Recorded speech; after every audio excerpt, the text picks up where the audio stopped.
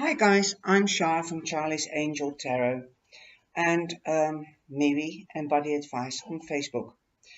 I enjoy mythology, astrology, tarot, Lenormand, and I've been doing this for 40 years or more. And I would like to share my vision on this deck, the Mythic Tarot deck. It's by Juliet Sharman and Burke and Liz Green, and I've got the old book. There is a new book, and it looks like the pack or the box that the cards come into. And I'm not teaching you. I don't mean to teach you the tarot. I'm just discussing the tarot, and this tarot goes back and is based on the original pagan meaning. And because the tarot changes a lot, and everybody has their own insight and opinions about the tarot, and other people put more into a picture or less into a picture, and that's what fascinates me, and these cards do fascinate me at this moment the most, because some of them have more in them than other decks. They are also based on astrology. They like the normal tarot as well. They're based on astrology, the zodiac signs, that is astrology, also astronomy, and mythology. And mythology is mythic stories, um, like for example, Troy. You know, the horse of Troy, and the countries around it. That was also Rome and Greeks. That's where I love, because I studied the Romans and the Greeks at school. I went deeper because the tarot cards related to this, and I discovered that I had this gift when I was 21, and then I started with the traditional tarot deck, and then you see the Roman figures and the chariot, and that's why it all rolled into one. And the stories of the Bible as well. You've got some mythical stories in that as well. I don't want to go into the belief side of it, but I love the stories, and it's just like a cowboy film. Um, and Ben-Hur, I don't know whether you've heard of that film, but you've got the charities and the Roman armor and the get-up and the handsome man. So there's also a romantic side to it as well. And obviously the meanings of each tarot card and the deck. And I just want to talk about it, and I would love to hear your opinion, your interpretation. But this is just one deck that I love the book. I've lived in England, and the word pagan to me meant an ordinary citizen, and who's in touch with herbs and medicine, healing, Mother Earth, and that's to me what a pagan is.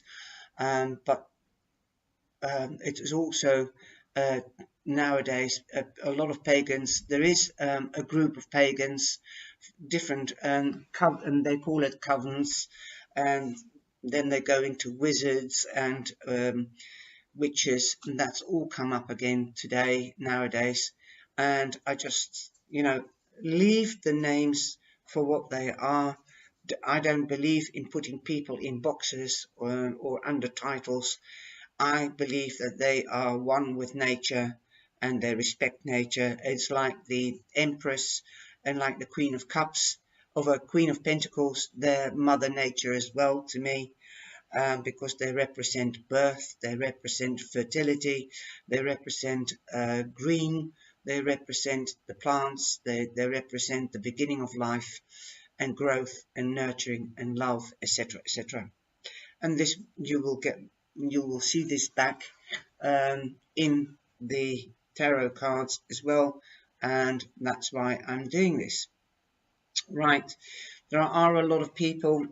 This is an introduction to the tarot card. I'm using the old book, like I said, the Mystic Tarot. The origins of the tarot isn't quite clear. In this book it says that it's about, hold on, whatever it is about the tarot cards, they have held a human imagination for at least 500 years and possibly for much longer, and they certainly show no sign of disappearing. But there are people that make fun of them and they ridicule them, and they just want to throw them to in a dustbin, and they ridicule tea leaf readings, crystal balls. But you know, you have this um, thing, crystal balls or tea leaves or cards, is basically for the people that come and sit with you. When you do a reading, they've got something visually there, so they can, their concentration will be held, and their interest will be held much better and much easier. It's easier for them to understand, but you are working with the universe, you're working with Mother Earth, you're working with the energy around you and in you, and that's why I love this side of me. I also do Reiki, and that's energy. Other people might do yoga, but I've also done reflexology, and then you get into aromatherapy, into the body. I love the body and the soul, and you sometimes hear me saying you have to get back into balance. Number 2 is balance. We'll get back into that as well, but that is what um, yoga, Reiki, and things like that are. They are to do with energy. They are to do with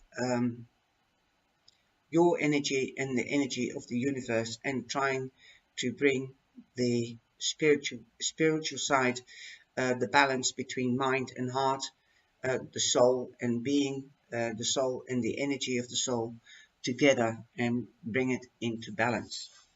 Well, I'm starting off here with the just explaining that I believe that the tarot cards, with my research, is even older than 500 years ago. There are skeptics and they make fun out of it, but then I've got the question for the skeptics: why did Napoleon have Marie-Louise Lenormand at his court and laying the cards before he went into battle? Why did Alexander the Great have a reader in his court to also forespell or see what the energy was when he went to battle? Also, back in Egypt, there were high priests and high priestesses, and you've seen me using the tarot cards. There again, you've got 2 characters that were already in Egypt, the high priest and the high priestess. They represent spirituality, they represent belief, intuition, and they used to forespell the outcome of the battle or the weather or whatever for the pharaohs of Egypt. So to me, it goes even further back than 500 years. They've actually found drawings in tablets with pictures on them meaning certain things. Okay, so I would like to recite this to you, and perhaps this might be clearer than the way I explain it, but this is not to back up what I've just said, but this is somebody else's vision. What is it about these strange picture cards which continues to exercise such a mystery spell even over those individuals who consider themselves sensible and not ordinarily prone to believe in occult mysteries?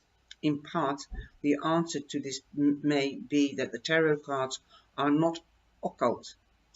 That is, they are not supernatural or magical in the sense that those words are generally used. and they are not that special property of esoteric initiated, although many tarot students would like to think so. There is evidence to suggest that in the mid-15th century, the time scholars believe the cards were first in evidence in Europe, they were freely available to anyone who could afford a deck and who cared to make an effort to understand and use them. It is our intention in this book to restore the tarot cards to their original accessibility, so that they need no longer remain the domain of the scholar or the occultist who deliberately focused their symbols or symbolism. So that's what I'm saying. The rich people could afford it, like in court, the pharaohs, Napoleon, Alexander the Great. Now they are more acceptable, and everything around the tarot cards and Lenormand cards are more acceptable, and everybody wants to learn it. But you can read the cards, you know the basic meanings of it, but you have also, it's more than that. You have to learn to trust your intuition, and fortunately and also unfortunately, I have more than that. I can hear, I can see, I can speak with the people that have gone over, and I see things totally different. When I was young, people thought I was mad, and that I had fantasy friends or whatever. I had a very good fantasy, but no, it is just, how do you look at things? How can you look at things and translate it for somebody else across you or in the room, so it's understandable for them? Because sometimes they speak to me and it comes out and it doesn't sound right. So you have to also translate the meaning of what you're feeling and what you're hearing is, and that is not only spirituality and intuition, but it's something extra. And in the cards as well, I mean, just take this card for instance. You've got the world. The world is round. What goes round comes round. You've got the four elements. So it means that everything's always around you. You're not alone. But then you've got the mythology story behind it, the snake that eats his tail, and we'll get to that. And then the woman in this deck, you've got the man's head and a woman's head. So it is duality. It is your masculine and feminine side. That is what you have to. That is the extra that I see. How do you translate that? How do you, well, it could be balance. It could be your masculine and feminine side. It could be Venus or Mars. And then that's where the astrology comes in. So there you are. That is what it means to me. Also, the cards, they don't only come back from, they don't only go way back to the Egyptian thing, but what this book is also mentioning is that they talk about the 15th century, and that the only what we know now is that in the 15th century there were two decks, and the first deck was known as Charles VI pack, and the Visconti Forza pack, and you can find them on YouTube. They look like ordinary playing cards, and you can see the kings and the queens, the knaves and the knights, and yeah, it was Italian, and that was the first pack, and I think they're quite complicated, and they've changed in the 15th century, because then they started adding drawings and symbols to them. Even before the 15th century, that time, at the 15th century, they had changed them. Hang on a minute.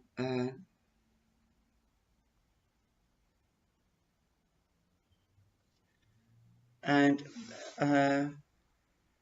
the French used them very often, and I think the court in Italy as well. So it might be even used, I think, in the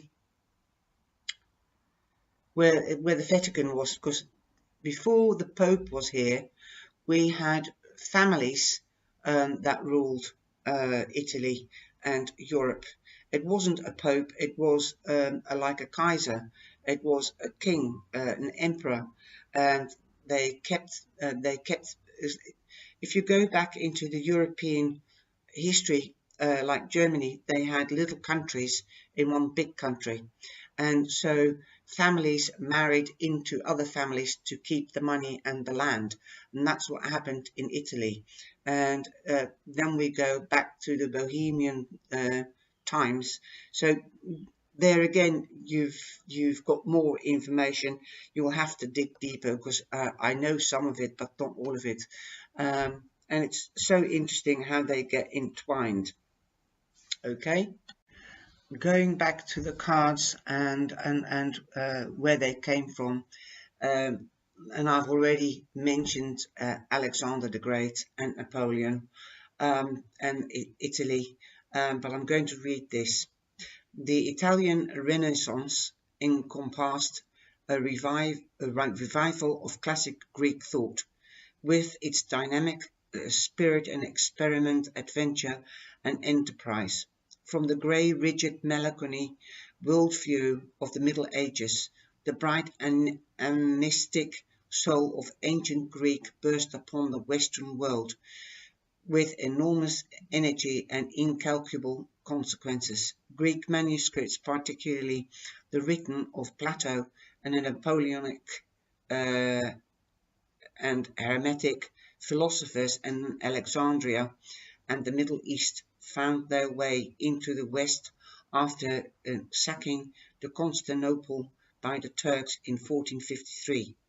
These manuscripts, which had been unavailable in the Western Europe since the Goths overran Rome, arrived in Florence at a time when that city rulers were sympathetic to heretical writings, and a new spirit was rapidly spread by recently invented printing press. The Napoleonic Hermetics movement boldly challenged beliefs which had for many centuries been considered sacrilege, for it flew directly in the face of the church authority, decrying blind obedience to dogma and encouraging the physical development of the individual. The vision was a pagan as it was Christian, and images of the ancient gods and goddesses began to appear in the Renaissance art where before there were no. Only the conventional religious themes and its first-blooded Western Europe at precisely the time the earliest known tarot cards were used. That was Napoleonic, and even before then. They keep on going on about the Napoleon Hermetics, but I know there were tarot cards before that at court, and usually they were the first playing cards. So it is quite obvious that people, and then the churches start. That's why you had also wars, because the churches wouldn't accept it. That's why you can also see locks on books, because people were taught what they wanted them to know. Nowadays we don't have locks on the Bibles, and we have the brain and the will, the free will, to believe what we want to believe. And I think that's the way it should be. Everybody to their own. So, and there's too much blood spilled in the word belief, and I think that's quite horrific. And because the church was brought in and the church was against it, because they were actually scared of the other vision, the other belief, the pagan belief, they started to kill people and say, you're a witch and you're a wizard and you're going on the fire pile. And that's unfortunately, and that's why a lot of it was done behind closed doors or in secret. And I don't know if any of you know the Battle of the Roses. That was also to do with faith. So there's a lot of negative things happened over the centuries in the name of faith. Just be honest, just follow the 10 Commandments. That was man-made. Just follow the 10 Commandments and believe which God you want to believe. And you know, the 10 Commandments is basically love, believe in something that's higher than yourself, the universe, the cosmos, God, whatever. Don't steal, don't murder, don't steal, don't take away somebody else's partner, don't be unfaithful, and those are just some of them. And that's just basically the normal rules to have a peaceful and a wonderful life. Just be there for others, help others, be pure of heart, be honest, and you can't go wrong really. And that's why I love these cards. And because of all the wars and the disagreements and the fear that the church would lose power, like I said, people were doing them in secret, making the cards and reading the cards. They had a chance to go underground, and that's when they started to change. So they started to adapt more to the faith of the church. And here it says, tarot cards had been relegated to life in the shadow world of the occults of the 18th and the 19th centuries, no longer accessible to public and no longer relevant to any philosophical philosophical or spiritual worldview acceptable in society. The cards were progressively doctored and changed in accordance with the particular spiritual beliefs of the group or order which had got hold of them. Thus the tarot cards, as we know now, usually see them, are interesting hybrids influenced by everything from Kabbalistic thought to Arthurian legends, from latter-day magical practices to Rosicrucian symbolism. Interesting thought these hybrids are. They have lost their original universality, and the average reader desiring to learn more about the cards is often put off by the obscure symbolism and sometimes rigid moral and spiritual doctrine which has been injected by a particular esoteric school of thought. Now, that's exactly what happened to me with the standard or the traditional tarot. I thought they were so scary at first, the tower with the lightning and they were more blacker, and the swords, and I thought I was really scared of them. So that's why I went over to the Lenormand. They were gentler, softer, more beautiful, and I had to grow into this.